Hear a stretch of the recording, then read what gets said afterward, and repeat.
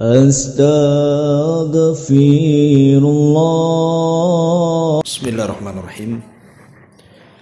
Assalamualaikum warahmatullahi wabarakatuh.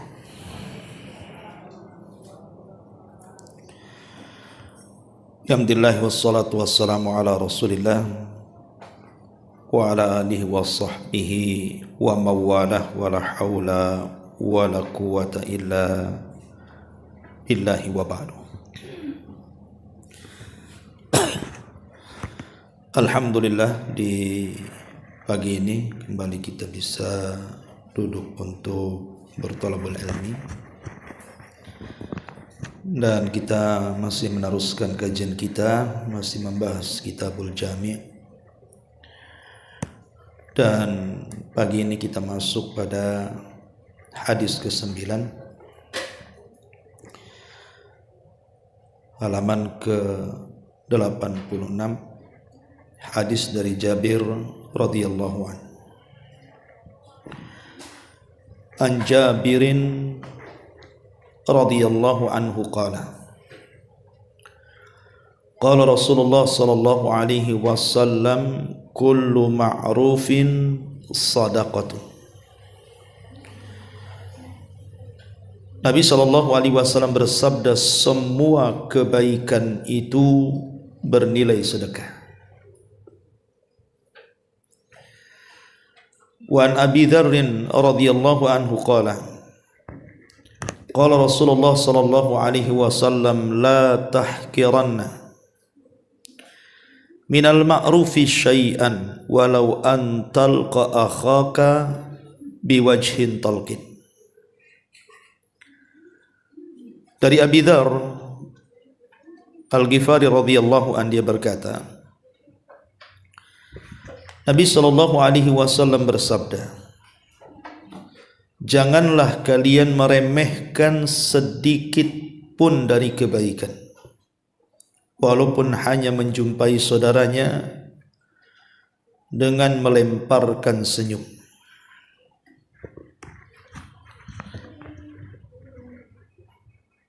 Wa anhu radhiyallahu an, dan juga dari Abi Dzar radhiyallahu an, dia berkata, Nabi bersabda, idza tabakhta marakatan fa'akthir ma'aha wa ta'ahad jiranaka, akhrajahuma Muslimun. Jika engkau memasak makanan yang sifatnya berkuah, maka perbanyaklah airnya, dan perhatikan tetanggamu dengan memberikan sebagian makanan tersebut. Ma'asyiral muslimat yang dimuliakan Allah Subhanahu wa taala, tiga hadis ini adalah hadis yang sangat agung sekali, di mana dalam syariat Islam ini penuh dengan kebaikan. Dan siapapun yang berbuat baik, Nabi sallallahu alaihi wasallam mengatakan kullu ma'rufin sadaqah. Setiap kebaikan itu bernilai sedekah. Tapi sebaliknya, seseorang yang meninggalkan kebaikan kemudian terjerumus kepada keburukan, maka akan mendatangkan dosa dan kesengsaraan bagi hidupnya. Di sini Nabi sallallahu alaihi wasallam ingin menjelaskan kepada kita bahwa sedekah itu tidak mesti dengan uang. Sedekah itu tidak mesti dengan uang. Karena di zaman Nabi sallallahu alaihi wasallam banyak orang-orang miskin itu yang cemburu dengan orang-orang kaya, sehingga kemudian mereka mendatangi Nabi sallallahu alaihi wasallam dan mengatakan, ya Rasulullah, dhahaba ahlud duthur bil ujur. Rasul, enak sekali orang-orang kaya itu, mereka bisa membawa pahala dengan kekayaan yang mereka miliki. Lah sementara kami orang-orang fakir, kami tidak bisa berbuat seperti yang mereka buat. Mereka salat sama dengan kami salat, mereka puasa sama dengan kami puasa, tetapi mereka bersedekah dan kami tidak sanggup untuk bersedekah. Maka Nabi SAW kemudian menasihati para sahabat yang Allah Subhanahu wa ta'ala takdirkan kehidupan mereka tidak seperti orang kaya. Maka kemudian Nabi SAW menghibur hati mereka dengan mengatakan, bukankah setiap tasbih, maksudnya setiap ucapan subhanallah, kalau kalian ucapkan itu adalah sedekah? Bukankah setiap takbir, ucapan Allahu Akbar yang kalian ucapkan itu juga sedekah? Bukankah setiap tahmid, ucapan Alhamdulillah yang kalian ucapkan itu sedekah? Bahkan setiap tahlil, ucapan La ilaha illallah yang kalian ucapkan juga sedekah. Termasuk juga memerintahkan al-ma'ruf, kebaikan. Itu adalah sedekah, kata Rasul. Dan mencegah dari kemungkaran juga adalah sedekah. Termasuk seorang suami yang melakukan hubungan dengan istrinya adalah sedekah. Sampai Nabi SAW kemudian bertanya, Rasul, ayati ahaduna syahwatahu wa yakunu lahu fiha ajrun? Apakah apabila salah seorang kami kemudian melampiaskan syahwatnya kepada yang halal yang kami miliki dari istri-istri kami, terdapat pahala juga? Maka Nabi SAW mengatakan, ya ara'aitum law wada'aha fi haramin akana alihi fiha wijrun. Ya, karena kalau engkau letakkan syahwatmu pada wanita yang bukan halal kau gauli, bukankah di dalamnya terdapat dosa? Fakadzalika idza wada'aha fil halal kana lahu ajrun, kata Rasul. Begitu juga kalau engkau letakkan di tempatnya yang halal, maka begitu juga engkau akan dapat pahala. Lihat bagaimana Nabi SAW menghibur orang-orang yang mereka tidak memiliki harta tapi ingin bersedekah. Maka Nabi SAW memberikan solusi, bersedekahlah dengan cara seperti itu, dengan cara memperbanyak zikir, tasbih, takbir, tahmid, tahlil, mengajak manusia kepada kebaikan, mencegah dari kemungkaran, termasuk juga melakukan hubungan suami istri. Itu sedekah, karena ini bisa dilakukan siapa saja, baik dia orang yang kaya ataupun yang miskin. Bahkan dalam sebuah hadis yang dikeluarkan Imam Muslim, Nabi SAW mengatakan, kullu sulami atau kullu sulama minan nasi alaihi sadaqah. Setiap anggota tubuh manusia itu memiliki keharusan untuk mengeluarkan sedekahnya. Kulla yaumin tatlu afihi syamsu, pada setiap hari, yaitu pada setiap hari ketika matahari terbit, seseorang itu harus mengeluarkan sedekahnya. Kemudian kata Nabi SAW, ta'dilu bainal itsnaini sadaqatun. Ibu mendamaikan dua orang yang berselisih itu sedekah. Kalau ada orang yang berselisih, ibu tengahi itu sampai akhirnya yang berselisih berdamai, berarti ibu sudah bersedekah. Wa tu'inur rajul fi dabbatihi fatahmiluhu 'alaiha aw tarfa'u lahu 'alaiha mata'ahu shadaqatun. Ataupun menolong orang yang naik kendaraan, umpamanya ada tetangga kita sudah sepuh, susah naik sepeda motor waktu digonceng gitu kan, Bu. Ibu nampak, ibu tolong. Ya. Termasuk juga menurunkan sesuatu atau mengangkat sesuatu. Nampaklah tetangga ini mau pindahan, bantu, Bu. Karena ini bagian sedekah, dibantu diangkat. Jangan pula kemudian Ibu diam saja, malah senang. Bagus pindah dia katanya. Bukan begitu ya. Jadi kita bantu juga gitu supaya bernilai sedekah. Kemudian juga kata Nabi SAW, wal kalimatu thayyibatu sadaqah.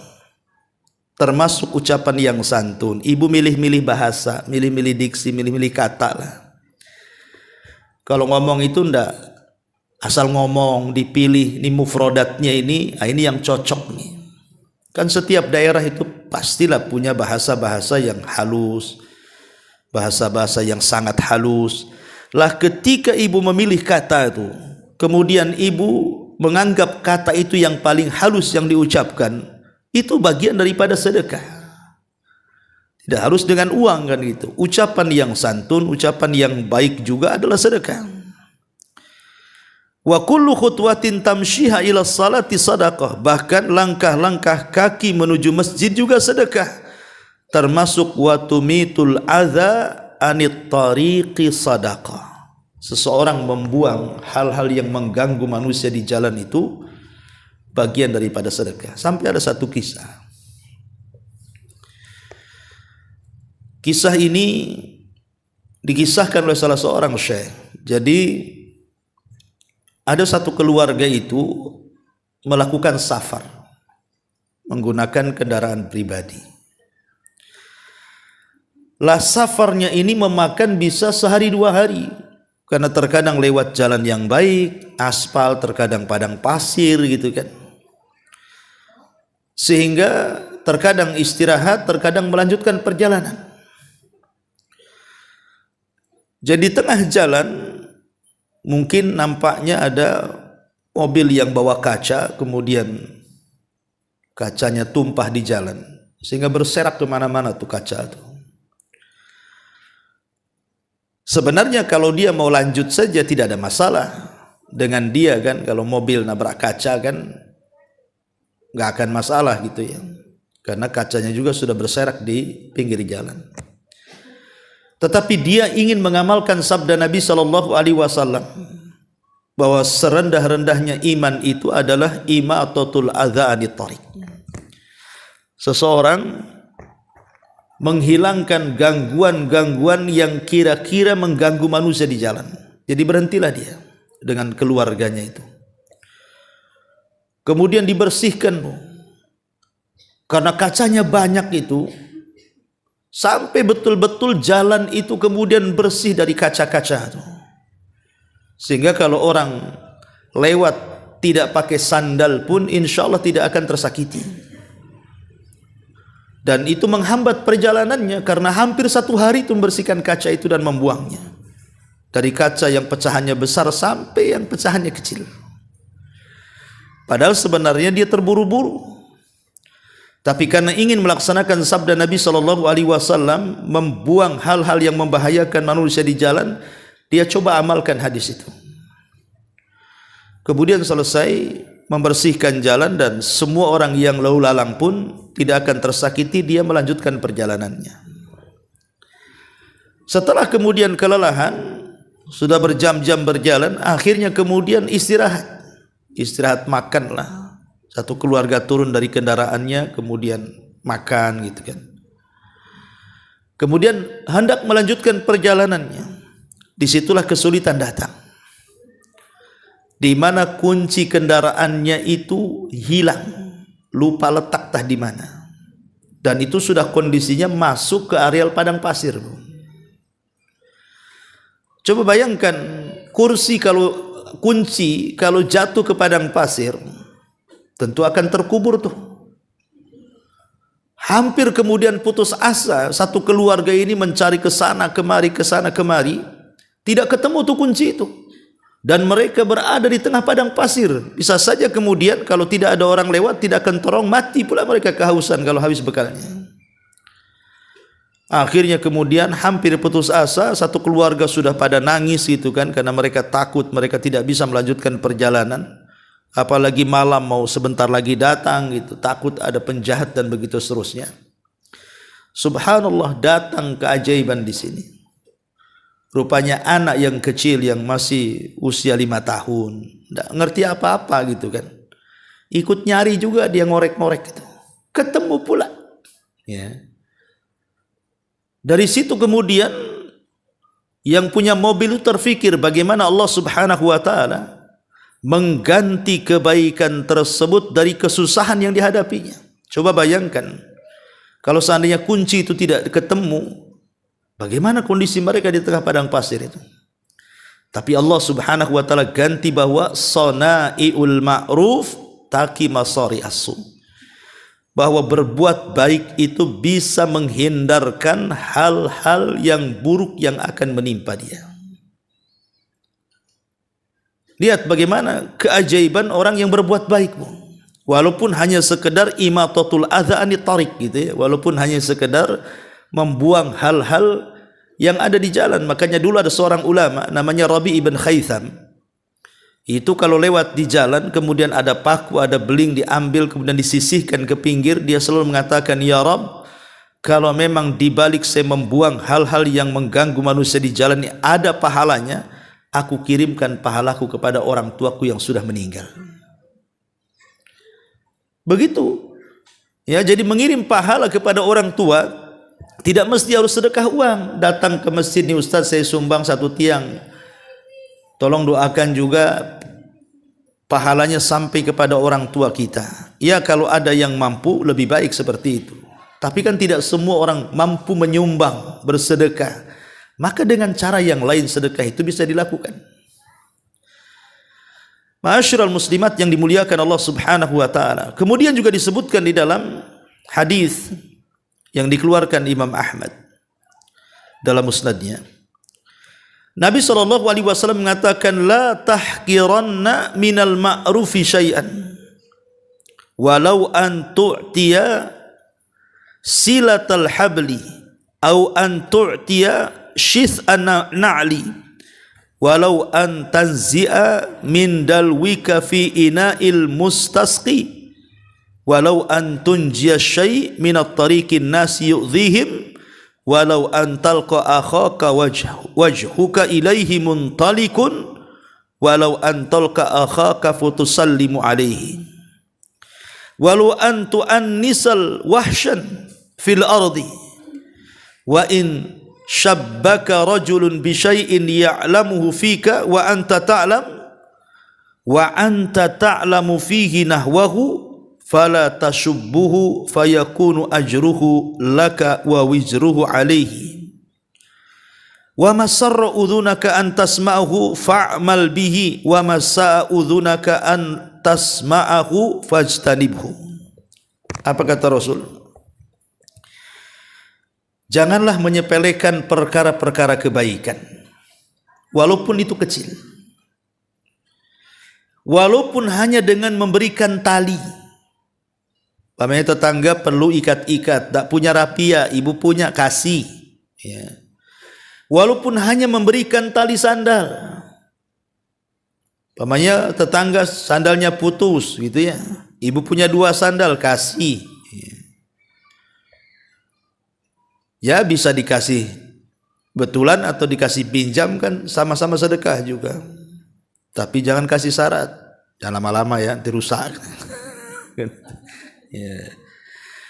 Walaupun menyingkirkan sesuatu dari jalan yang dapat mengganggu manusia, walaupun jika engkau bertemu saudaramu lalu kamu memberikan wajah yang berseri atau senyum, ataupun engkau berjumpa dengan saudaramu dengan mengucapkan salam, maka itu semua adalah sedekah.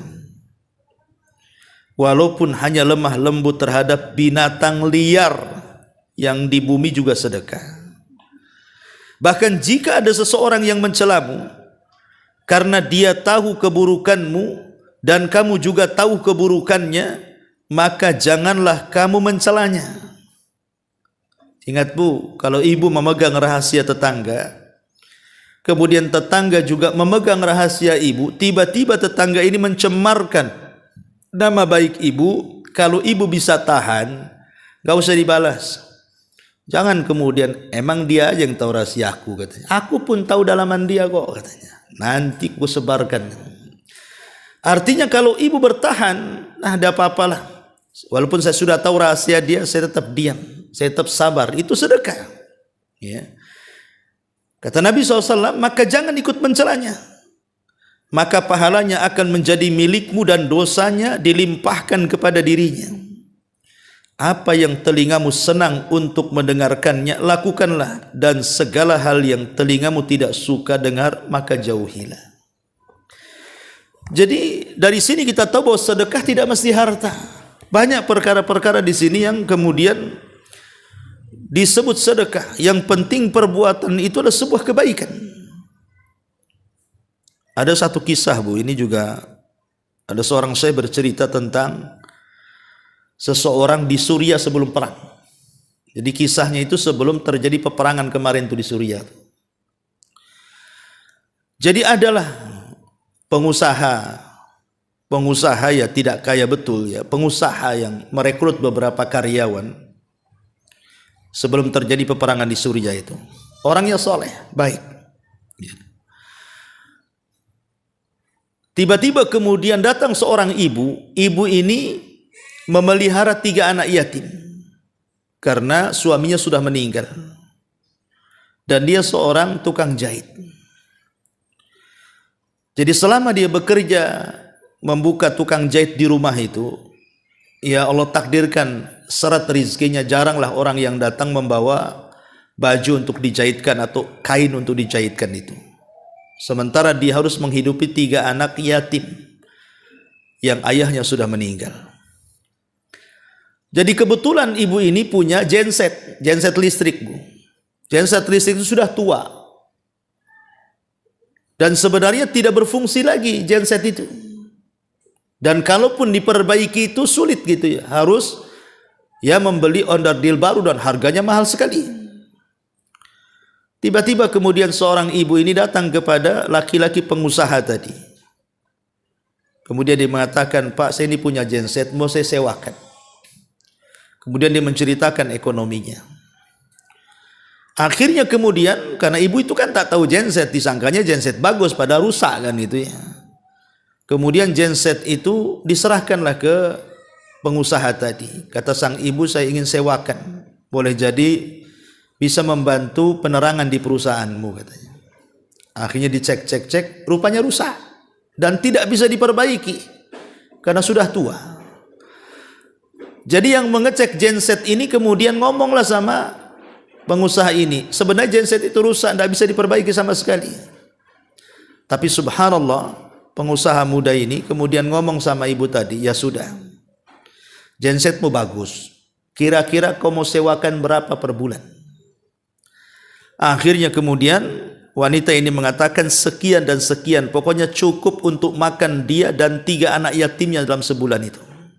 Akhirnya langsung dikasih sewa per bulannya. Kemudian setelah ibu ini pergi, pengusaha ini mengatakan kepada anak buahnya, "Letak dia di gudang," katanya. Karena genset itu tidak bisa dipakai. Dan itu berjalan selama 10 tahun, Bu. Bayangkan selama 10 tahun genset itu tidak bisa dipakai. Sementara ibu ini tiap bulan minta uang sewanya. Tapi oleh pengusaha muda ini tetap disembunyikan.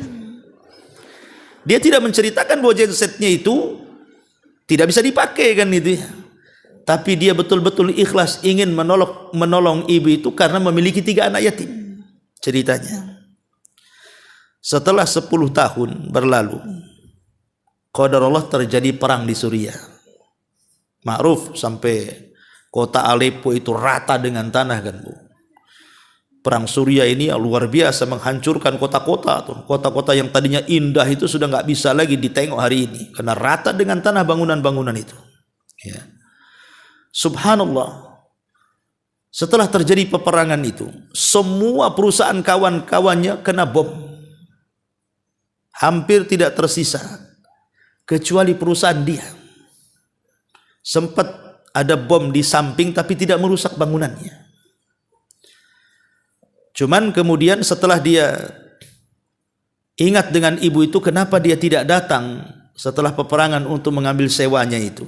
Jadi pengusaha ini setiap nelpon ibu itu tidak pernah nyambung. Sehingga dia tahu apakah dia mati, terkena serangan, ataukah dia masih hidup. Pokoknya tidak bisa nyambung. Ya. Sampai dia berusaha untuk kemudian mencari-cari kondisi ibu itu, tapi tidak ketemu. Apalagi kondisi kemudian di lingkungannya itu sudah rata dengan bom. Tapi kemudian Allah Subhanahu wa taala ilhamkan dengan mimpi baik kemudian pengusaha ini. Di mana mimpinya dia berjumpa dengan seseorang yang menghabarkan tentang kondisi perusahaannya. Karena engkau sudah menolong wanita itu, maka Allah akan berkahi perusahaanmu, katanya. Subhanallah. Setelah kemudian peperangan usai, semua perusahaan yang lain kolab, dia pun kemudian masih tetap berjalan, bahkan bisa mengembangkan sampai ke Eropa. Kemudian dia bercerita, baru dia terpikir, bayangkan 10 tahun membantu seorang ibu dan 3 anak yatim, memberikan uang percuma atas nama sewa genset yang rusak, tapi dia lakukan karena Allah Subhanahu wa taala. Akhirnya nikmatnya Allah Subhanahu wa taala tambah lagi. Di saat kondisi perang yang sulit kondisinya, tapi Allah tetap jaga nikmatnya. Lihat bagaimana sanaiul ma'ruf taqi masari as-su, bahwa perbuatan baik itu bisa menghilangkan keburukan-keburukan yang akan menimpanya. Dari sini kita tahu bahwa ada rahasia yang kita tidak tahu. Sekecil apapun kebaikan itu ada rahasianya, Bu. Makanya kenapa Rasul mengatakan di sini, la tahqiranna minal ma'rufi syai'a. Jangan remehkan sekecil apapun kebaikan. Walaupun hanya melemparkan senyum kepada saudaranya. Karena di balik ma'ruf kebaikan itu ada rahasia ilahi yang kita tidak tahu. Walaupun hanya kecil gitu ya kebaikan itu, pasti ada rahasianya. Makanya kenapa Allah Subhanahu wa taala berfirman dalam surah Al-Muzammil ayat 20 itu, wa ma tuqaddimu li anfusikum min khairin tajiduhu indallah. Dan kebaikan apa saja yang kamu perbuat itu untuk dirimu, niscaya kamu akan memperoleh balasan di sisi Allah Subhanahu wa taala. Imma balasan dunia ataupun balasan akhirat. Maka jadilah orang baik, ya, jadilah orang yang senantiasa menolong orang, walaupun ya sekemampuan kita lah kan gitu. Kita tidak bisa seperti orang, tapi saya bisa seperti ini, itu maksudnya. Ya. Bahkan disebutkan juga dalam hadis yang dikeluarkan oleh Imam Ibnu Hibban dan disahihkan oleh Syekh Albani rahimahullahu taala. Hadis ini dari Sulaim ibn Jabir al-Juhani radhiyallahu an. Beliau mengatakan, ya Rasulullah, ausini, Rasul, bisa enggak kewasiatkan kepadaku? Maka Nabi SAW mengatakan, alaika bittiqaillah, engkau harus bertakwa kepada Allah. Wala tahqiranna minal ma'rufi syai'a, dan jangan kau remehkan sekecil apapun kebaikan. Walau antufriga min dalwika fi ina'il mustasqi wa tukallim akhaka wa wajhuka ilaihi munbasit. Kata Rasul, bertakwalah kau kepada Allah. Jangan meremehkan sekecil apapun kebaikan, sekalipun hanya dengan menuangkan ember airmu ke bejana orang yang membutuhkan air, kemudian berbicara dengan saudaramu dengan wajah yang manis. Lihat bagaimana Nabi SAW sampai mencontohkan, walaupun hanya menuangkan air, ya, itu termasuk juga sedekah. Termasuk juga hadis Abi Dzar Al-Ghifari radhiyallahu anhu, dia pernah mengatakan, Rasul, amal yang paling afdol itu apa? Kata Rasul, ya, al-imanu billah wal jihadu fi sabili. Amal yang paling baik yang kau beriman kepada Allah, kemudian berjihad di jalan Allah. Qala, kemudian dia mengatakan, ayyur riqab afdal. Lalu hamba sahaya bagaimanakah yang paling utama? Qala, maka Rasul mengatakan, anfasuha inda ahliha wa aktsaruha thamana. Hamba sahaya yang baik menurut pemiliknya yang paling mahal harganya dan bermanfaat untuk keluarganya. Kemudian dia mengatakan, qultu fa illam af'al, kalau saya tidak sanggup melakukan itu, kira-kira ada lagi enggak amalan yang paling afdal? Maka Rasul mengatakan, tu'inu sani'an au tasna'u al-akhraq. Kata Nabi SAW, beliau mengatakan ketika apakah ada perkara yang lebih afdal dibandingkan itu semua, kata Abi Dzar ini, maka Rasul mengatakan, kamu bisa membantu orang yang bekerja atau bekerja untuk orang yang tidak memiliki pekerjaan, atau dengan kata lain membuka lowongan kerjalah.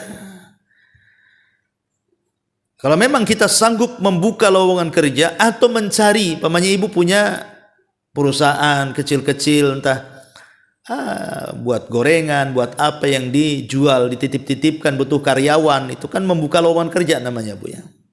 Ya, ataupun mungkin ibu ada informasi si Anu butuh pekerja, kemudian ada orang yang cari kerja, ibu tunjukkan, itu loh si Anu itu kemarin butuh pekerja, kok kerja sama dia saja. Maka itu amalan yang paling afdal itu.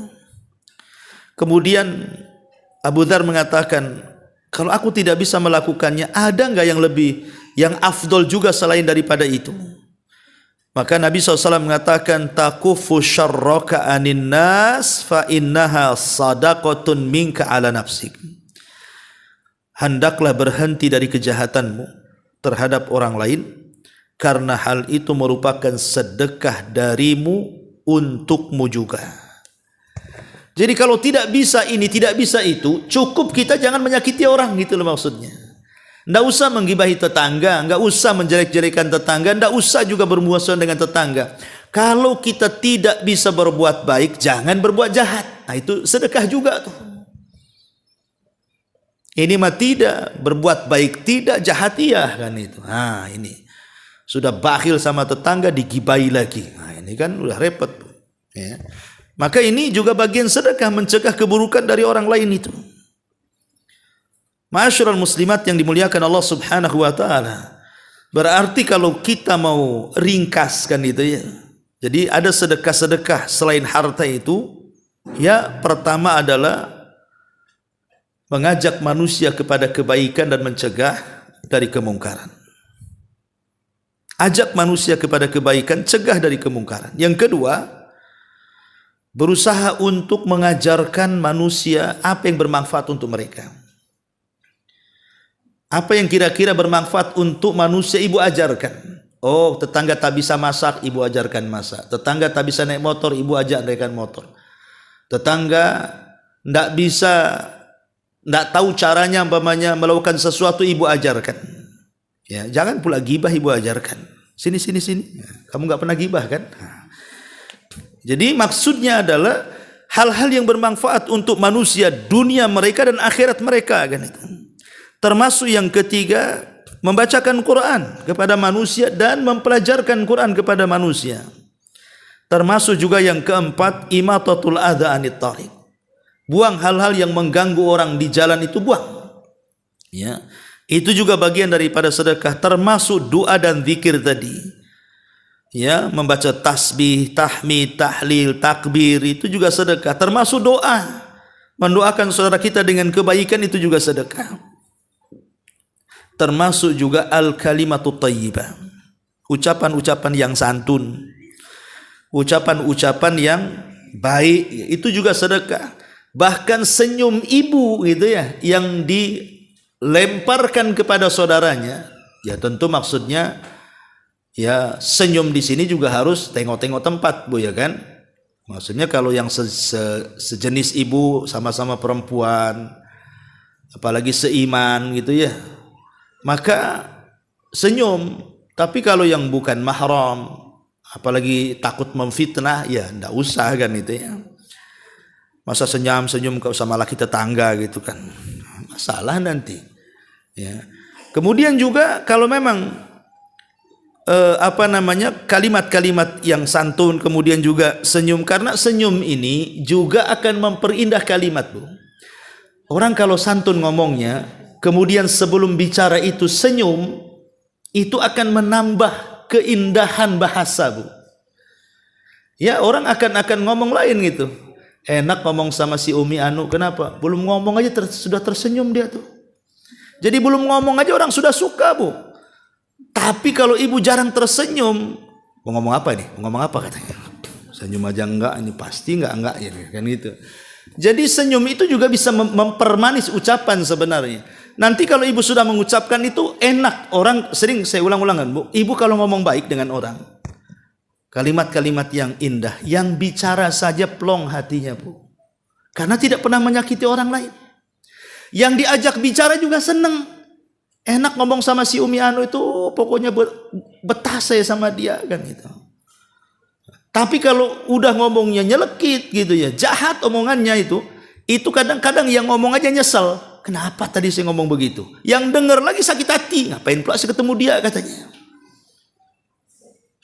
Tapi barangmu akan apa ada di dia, ambillah. Anda mau saya katanya. Biarkan sudah, sedekah saya sama orang yang kayak gitu. Katanya ada orang yang enggak mau ketemu, coba bayangkan. Gara-gara ucapan yang buruk. Ya, termasuk juga sayang dengan binatang. Tadi sebutkan sayang dengan binatang juga termasuk sedekah.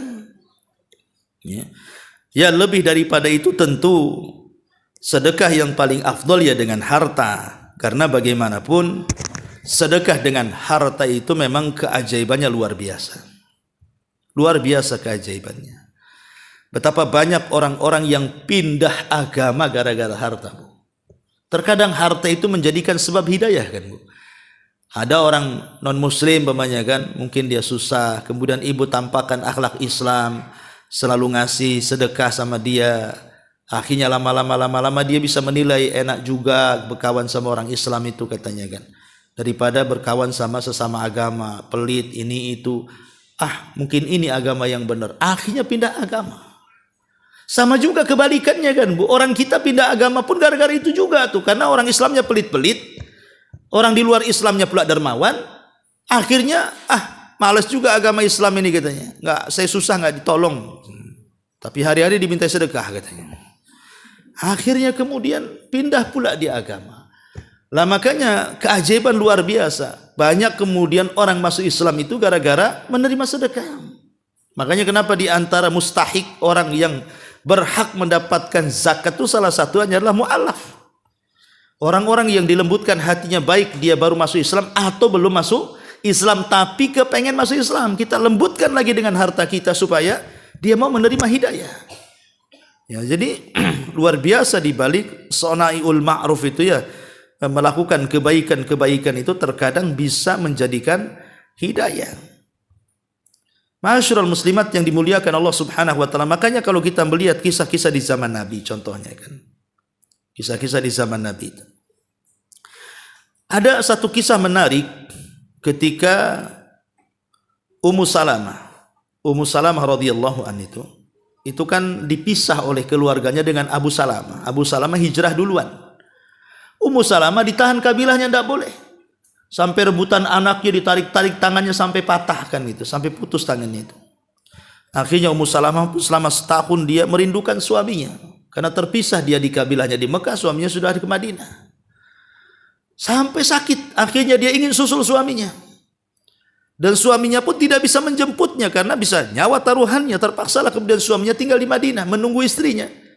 Akhirnya safar sendiri, Bu, bayangkan.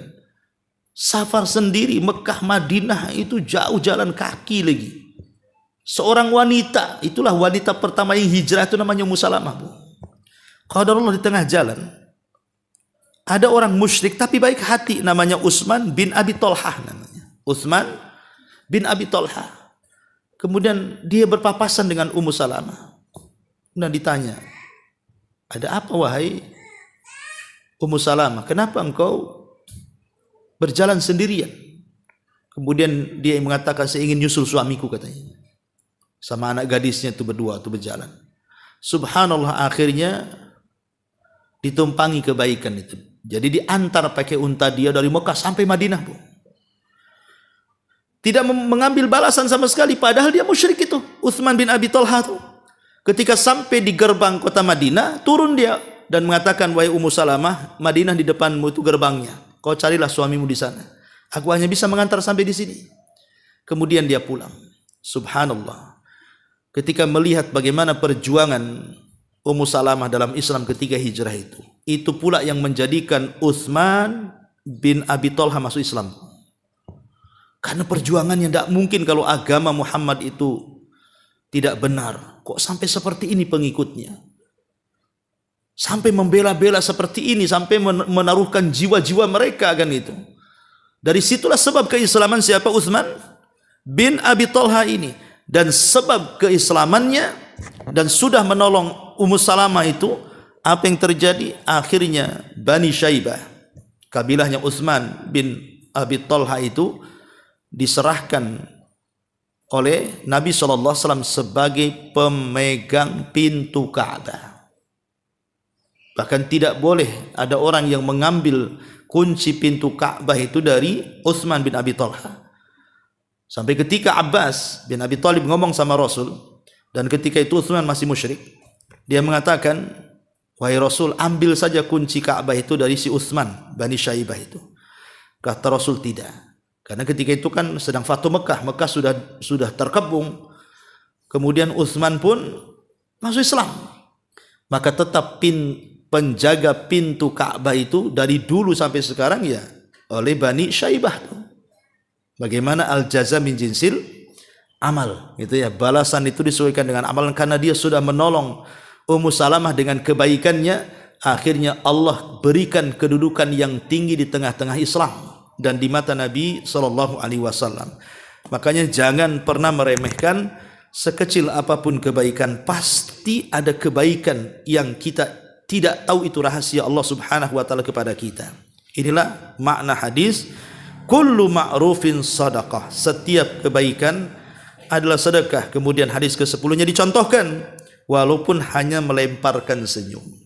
Kemudian hadis ke-11-nya dicontohkan, walaupun hanya memberikan lauk yang tidak seberapalah ke tetangga. Pamannya ibu masak sop gitu ya. Kata Rasul apa? Perbanyak kuahnya. Kuahnya 1 dandang, ayamnya 1 potong. Ya. Kan sayur itu kan ada yang rasa ayam, ada yang betul-betul sop ayam kan Bu. Kalau rasa ayam ya rasanya saja, ayamnya nggak ada kan Bu. Kalau sop ayam memang banyak ayamnya. Yang ibu buat ini kan sop rasa ayam Bu, karena 1 potong ayamnya. Tapi kan ini kinayah, bukan harus seperti itu.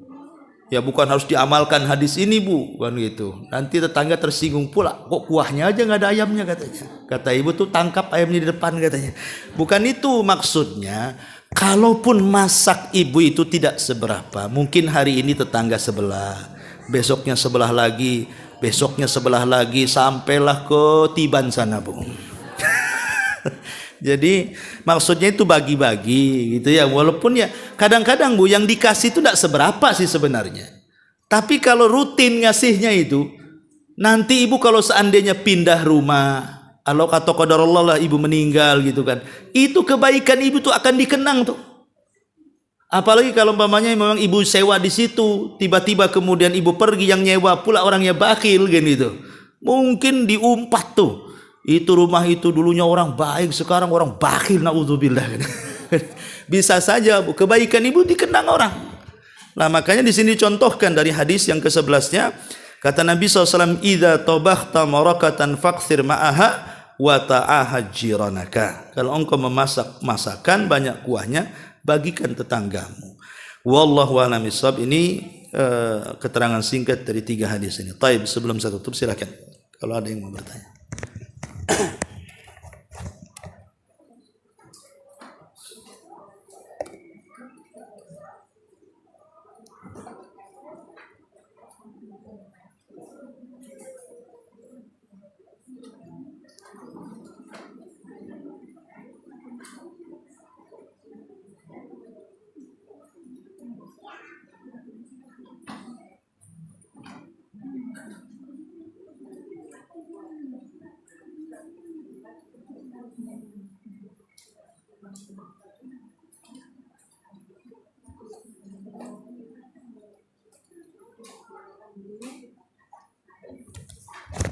Taib, kalau nggak ada kita tutup. Mudah-mudahan ada manfaatnya. Subhanakallahumma bihamdika asyhadu an la ilaha illa anta astaghfiruka wa atubu